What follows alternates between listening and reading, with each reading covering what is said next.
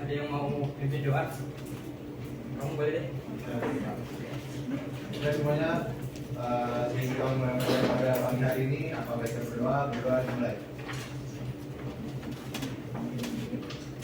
Berdoa selesai, memberi salam.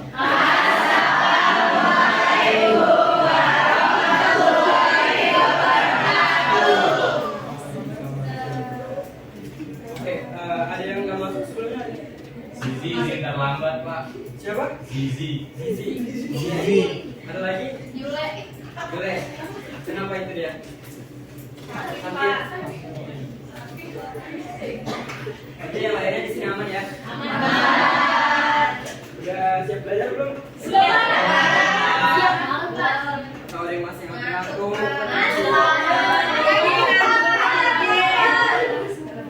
oke, saya ada ice breaking dulu untuk yang pertama.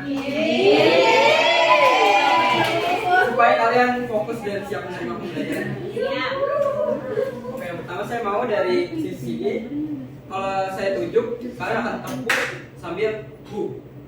Dan sisi sini dari sebelah sana sampai masnya boleh dari tepuk dan yes. Iya. Dan yang tengah-tengah ke kanan, kalian tepuk dan siu.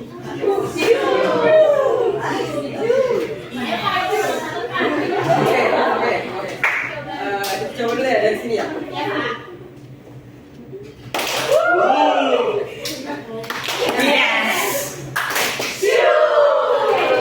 Bareng-bareng, 1, 2, 3.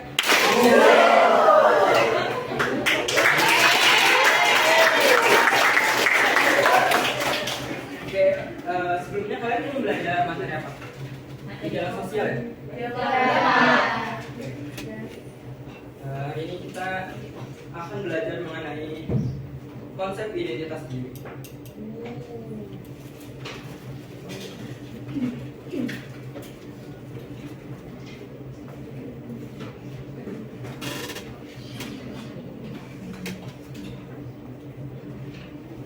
Oke, sudah terlihat ya? Sudah, Pak. Sebelumnya ada yang tahu apa itu identitas diri?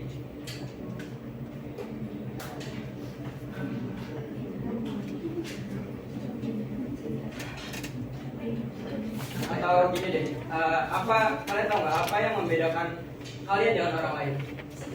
Sikap, Karakter. Penampilan. gampang, penampilan. Oke, betul semua. Karena kita akan mempelajari semua itu. Yang pertama, kita mengenal bagaimana hakikat seorang manusia sebagai makhluk individu dan sekaligus sebagai makhluk sosial. Dan di sini juga ada gambarnya. Ada yang kenal siapa?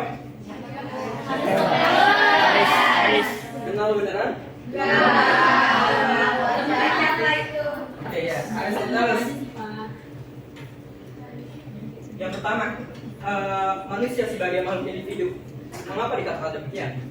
Karena kata individu dalam konsep manusia menunjukkan bahwa manusia ini adalah makhluk yang otonom. Yang maksudnya di sini manusia atau kita punya otonom sendiri, kebebasan sendiri sesuai apa yang kita mau. Nah, sebagai makhluk yang otonom, manusia memiliki kebebasan dalam menentukan pilihannya dan bertanggung jawab atas pilihan yang kalian pilih. Dan selanjutnya mengenai makhluk sosial, menurut Aristoteles, manusia pada kodratnya adalah makhluk sosial. Ada yang tahu makhluk sosial itu apa?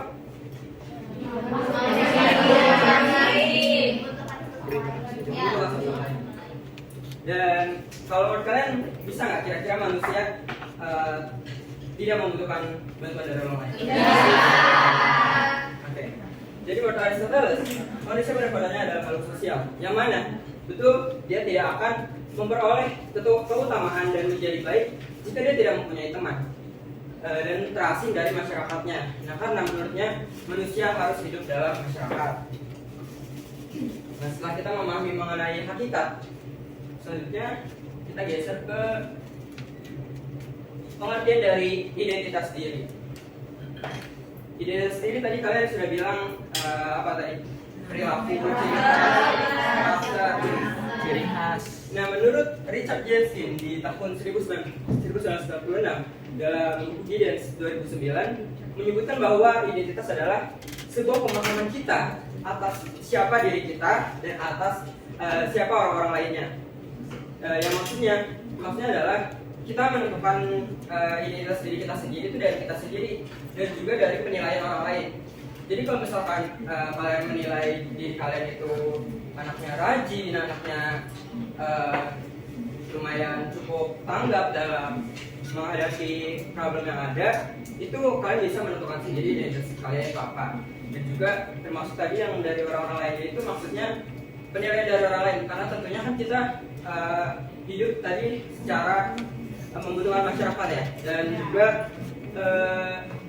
orang-orang lain juga berhak untuk menilai diri kita ini seperti apa. Dan lalu di sebelah sini ada Anthony Giddens yang menyatakan identitas dapat dibedakan sebagai berikut. Yang pertama ada identitas primer, yang mana identitas yang terbentuk dari awal kehidupan, termasuk gender, ras, dan etnis.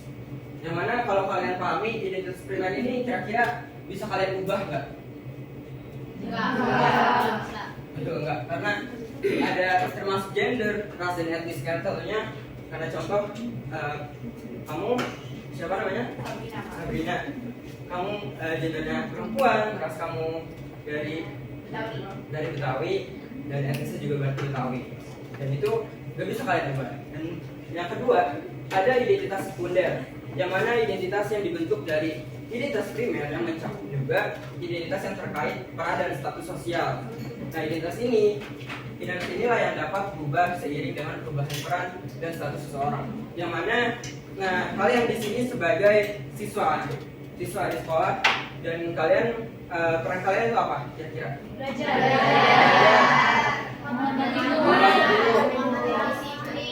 Tuh. Nah, tentunya ketika kalian sudah berada di rumah, peran kalian juga ikut berubah dong, bukan sebagai siswa lagi. Oke. Nah, di sini kita masuk ke tadi status dan peran sosial. Status yang mana merupakan kedudukan seseorang secara umum di masyarakat dalam hubungan dengan orang lain. Nah, sedangkan peran adalah aspek dinamis dari kedudukan seseorang. Contohnya status saya di sini sebagai guru, dan peran saya di sini adalah mengajar. Dan di sini menurut Ralph Linton, status di masyarakat itu terbagi dari 3 macam. Yang pertama, ascribed status, yang merupakan status seseorang yang dicapai dengan sendirinya tanpa memperhatikan perbedaan rohania dan kemampuan. Nah, karena itu sudah diperoleh sejak lahir. Contohnya anak yang dari keluarga bangsawan yang kalian tahu sendiri, yang tentunya otomatis dia udah berstatus sebagai bangsawan. Nah, biasanya status ini ada pada lapisan masyarakat tertutup atau masyarakat feodal. Nah, yang kedua ada achieved status, merupakan status seorang yang diperoleh sesuatu melalui usaha-usaha yang disengaja. Nah, status ini diperoleh tidak atas dasar keturunan, melainkan tergantung pada kemampuan individu ini untuk mencapai tujuannya. Nah, status ini yang terbuka bagi siapa saja. Contohnya itu ada seseorang yang bisa jadi, contohnya kita ambil di sekarang aja deh. Contohnya seseorang yang bisa jadi guru pendidikan sosiologi karena dia di kuliahnya dia lulusan dari pendidikan sosiologi. Dan yang ketiga ada assigned status, yang mana status ini diperoleh dari pemberian pihak lain, yang mana ada suatu kelompok memberikan status yang lebih tinggi kepada seseorang yang telah berjasa. Nah, status ini diberikan kepada orang-orang yang telah memperjuangkan sesuatu untuk memenuhi kebutuhan dan kepentingan masyarakat. Yang mana seperti kalian tahu, ada orang yang dinamakan pahlawan revolusi kan? Nah, kenapa itu mereka bisa dinamakan pahlawan revolusi? Karena jasa-jasanya. Ya. Oke, tadi setelah kita sudah memahami mengenai hakikat manusia sebagai makhluk individu dan sosial, lalu ada pengertian diri sendiri dan juga status dan peran sosial manusia.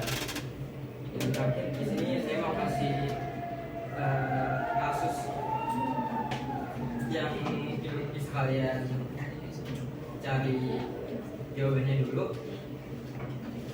Sekarang menunjukkan waktu 2 menit, jadi kan masih ada waktu 3 menit untuk mencari jawabannya.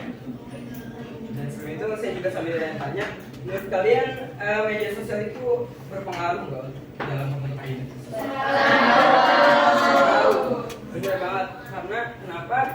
Di sini saya kasih contoh seorang remaja yang selalu mengikuti tren di media sosial agar dianggap keren dan diterima dalam kelompok pertemanannya. Sebenarnya nggak masalah ya tentang kita mengikuti tren yang ada, cuman ya jangan sampai juga kita kehilangan jati diri kita, dan juga yang mana jatuhnya kan menjadi haus validasi gitu ya teman-teman. Nah di kasus ini lama-kelamaan dia ini jadi sering itu membandingkan dirinya dengan orang lain dan kehilangan rasa percaya diri. Dan coba kalian bisa analisis dulu. Dan nanti yang sudah selesai boleh 1 atau 2 orang yang menyuarakan pendapatnya.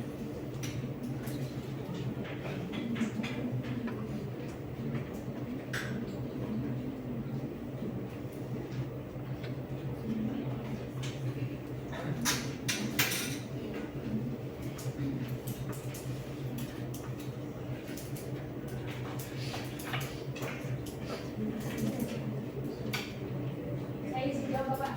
Oh, sudah selesai ya? Sudah. Apa itu? Oh, tadi kan kita mulai terkait identitas diri ya, Pak. Nah, untuk kasus tersebut itu seorang remaja itu memiliki perubahan identitas karena media sosial. Kenapa? Karena sebenarnya untuk pemuda itu pastinya ini pasti diterima dan mengikuti apa yang sedang tren. Nah, dari situlah media sosial itu mengubah bentuk atau karakteristik identitas remaja tersebut. Nah, dari situ identitas sosial itu atau identitas diri itu dapat melalui media sosial kita. Oke, betul ya jawabannya. Siapa namanya? Najwa. Oke. Aplaus buat Najwa. Oke, jadi sebenarnya yang saya bawakan kasus ini itu adalah kasus faktor dari negatifnya penggunaan media sosial yang berlebihan ya. Dan tapi tentunya juga ada juga faktor positifnya, seperti kita mendapatkan relasi, kita mendapatkan informasi-informasi yang aktual yang terupdate. Dan sampai di sini apakah ada yang ingin ditanyakan? Oke Bapak. Oke, siapa? Saya Sabrina, saya mau nanya ke Bapak, menurut Bapak identitas diri itu sama kayak kepribadian nggak sih Pak? Identitas diri dan kepribadian. Oke, sebenarnya itu 2 hal yang berbeda ya. Tapi sebetulnya kepribadian itu adalah termasuk dalam bagian identitas diri. Namun identitas diri yang telah kita pelajari itu sebenarnya lebih luas karena juga sudah mencakup ciri khas, peran, status, hingga bagaimana seseorang ini dapat diterima di kehidupan sosialnya.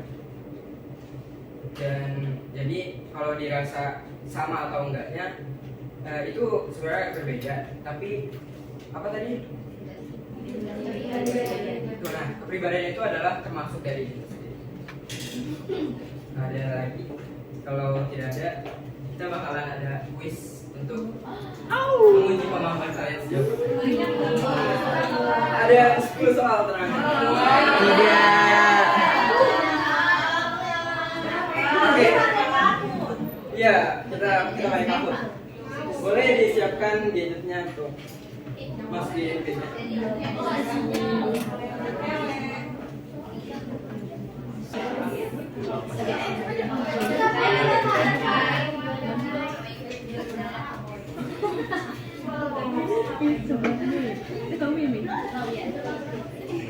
Oke, boleh dimulai saya.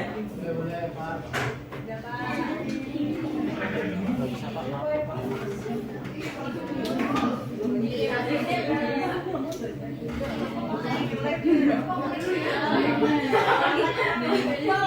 Sini gua pecahin. Bisa ya? Bisa nih. Pertama ada identitas diri adalah. Oh, Iya, kalian bisa lihat pilihannya di sini. Kalau kalian kotak merah, putih, biru atau hitam. Dipilih salah satu. Jawabannya kencang.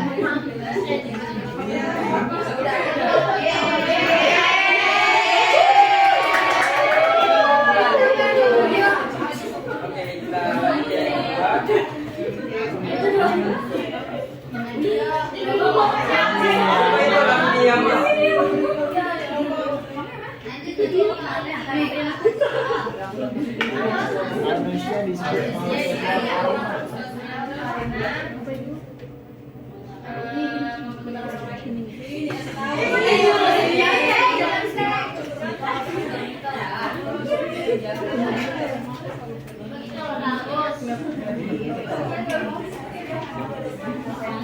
Pasti salah.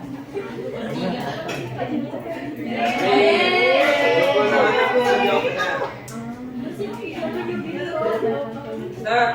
Mungkin karena aku terbatas waktu jadi kita 3 soal aja ya.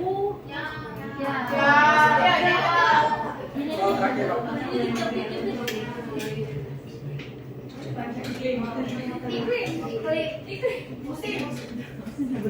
Lingkungan. Susah banget ya jawabannya. Oke. Mana lawan? Betul semua ternyata. Oke, terima kasih buat kita semua. Terakhir sebelum saya tutup, saya juga ingin main sekali lagi sama kalian. Saya akan dari sisi kalian lebih dahulu. Jadi kalian akan berhitung dari 1 dan kelipatan 3. Kalian akan menyebut boom. Jadi kalian nggak boleh menyebut angka yang kelipatan 3. Jadi 1, 2 boom, 4, 5 boom. Boleh dari kamu? Oh ya guys. 1, 2, boom, 4, boom. Oke, saya belum kasih hukumannya untuk yang kalah. Nanti saya mau dari kamu bisa coba jelaskan ulang apa yang tadi kita sudah pelajari hari ini. Oke, silakan. Identitas sosial. Identitas sosial. Oh, namanya dulu. Namanya berisi secara mandiri, dimana nilai sifat. Jadi kita hidup dan belajar identitas diri. Jadi identitas diri itu bisa faktornya itu salah satunya itu dari lingkungan sekitar, kayak lingkungan pertemanan. Nah terus kayak kita itu juga makhluk sosial tadi disebutkan. Nah, makhluk sosial itu makhluk yang saling membutuhkan satu sama lain. Oke.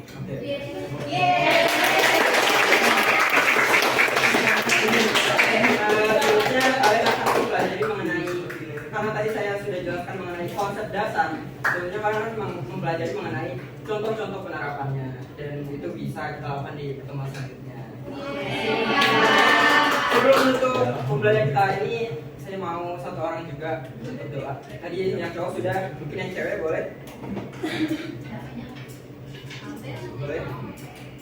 Nah, dong, silakan. Oke teman-teman, kelasnya untuk hari ini sudah selesai. Mungkin kita akhiri dengan membaca doa sesuai dengan kepercayaan masing-masing. Membaca doa selesai. Terima kasih. Beri salam. Assalamualaikum warahmatullahi wabarakatuh.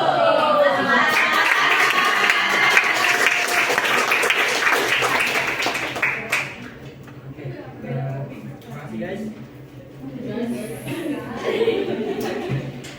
kita lanjut di minggu depan ya.